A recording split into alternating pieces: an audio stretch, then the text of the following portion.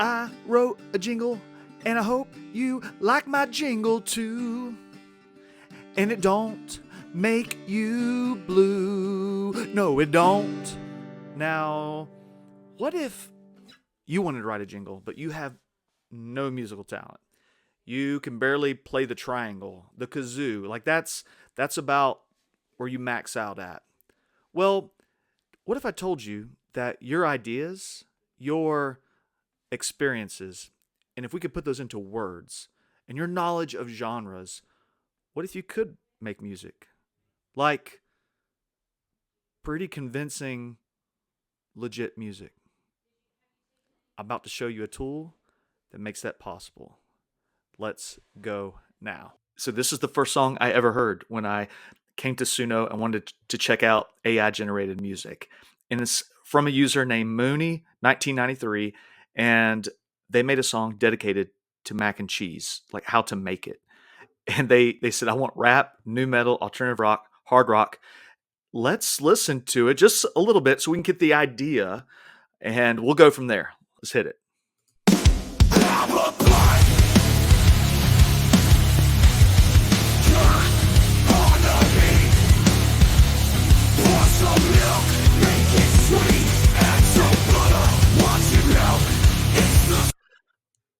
Ooh, wow. We didn't even get to the chorus, but man, that was really good. For those who like that kind of genre of music, for one, that's like, man, I can get into this. I like cheese. I like that. I like that hard rock music. I'm into that. And so then I found another one, but it was about math. I was like, oh my goodness, what did these people do about math? Let's check it out. All right, so this one's about math, and it's about sine, cosine, tangent. I'll be real honest, I have no idea what those things are. I haven't even heard those words since I left college. But if you're a math person, hey, you dive in. You let me know what you think about this.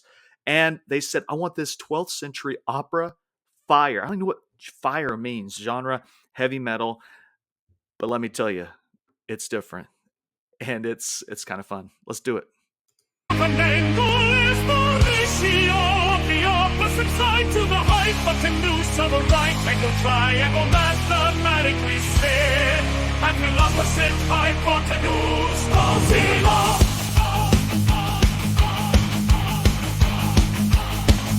The cosine of an angle is the ratio of the opposite side to the hypotenuse of a right angle triangle. Hey, I was kind of getting into it. Now, I guess that's what 12th century opera means. You heard a oh, oh, oh, oh, oh, oh. That's what that was. So this person obviously knew a little bit about that style of music. They wanted to mix it with heavy metal. And they already had a background in math, at least a little bit or they could have copy pasted some information from a textbook. Copy pasted from a textbook. That's never going to happen. They copy texted from something online, threw it in here, and it made them a song about it. So that's pretty rad. And let me tell you how to get started. I'm going to show you one of mine. And mine's about Buff Nuggets. I wrote a jingle. Enough of everybody else's projects about mac and cheese, math. I want to show you what I made for me. And what I wanted was a jingle that advertised my email newsletter. It goes out once a week. It's about educational technology. It goes out to thousands of educators across the globe. And I wanted it to be different. I wanted it to be fun. And I wanted it to be like 1950s style drive-in theater, old school dancing hot dog ad. And maybe it's called barbershop style music, doo-wop. I really didn't know what it was called, but this is the prompt I used. I said, I want a super catchy 1950s style radio jingle with major hook, not minor hook, major hook. It needs to advertise the EdTech newsletter, Buff Nuggets. And Buff Nuggets should be in the hook, like that phrase is created by Brian Buffington, because I didn't really know if this technology would reference, if it's like crawling the web and would find out more information about my newsletter. I didn't know. So I tried to give as much as I could.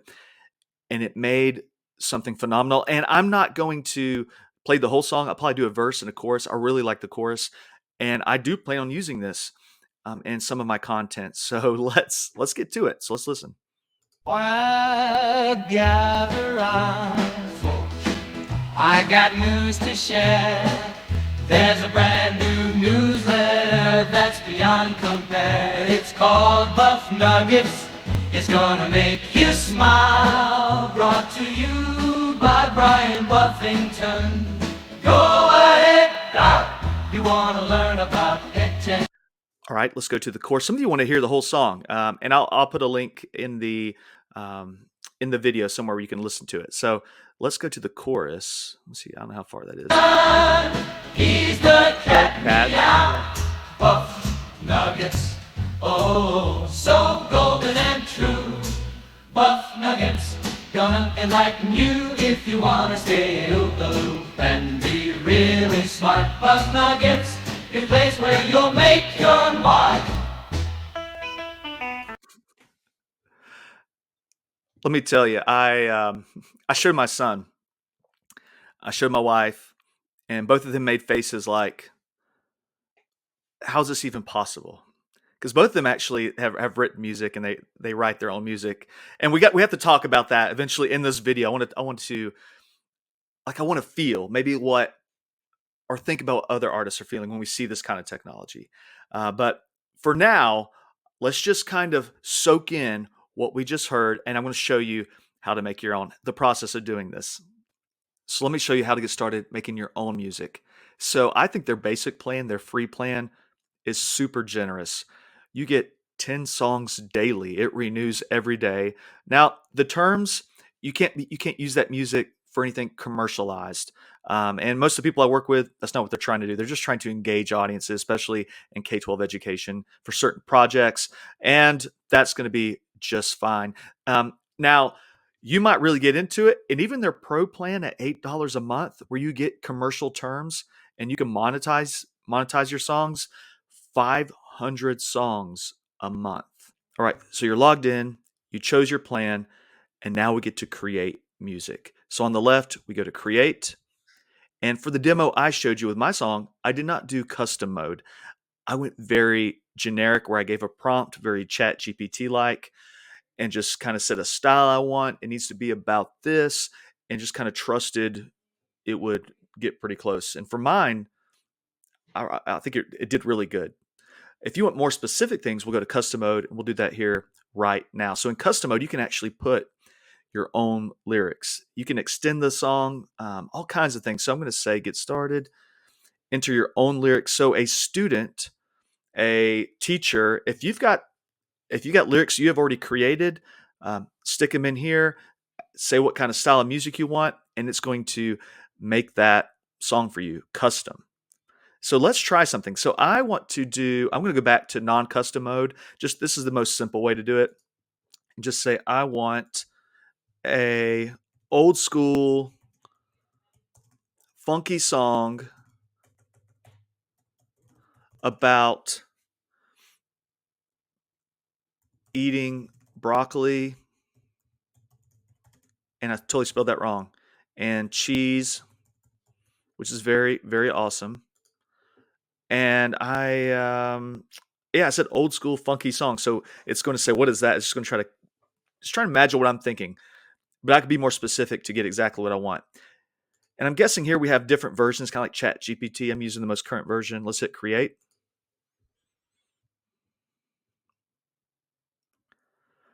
And I can't remember how long this process took. So if this is super long, I'll cut it so you're not waiting around on my video. But I'll tell you how long it takes. And they do give you two versions when you create these songs. So the one is called the Funky Munchies, and you can't change the art style. They give me two. They're already written. That was probably within 20, 30 seconds. So let's see what happens. Take a bite, do it a bite.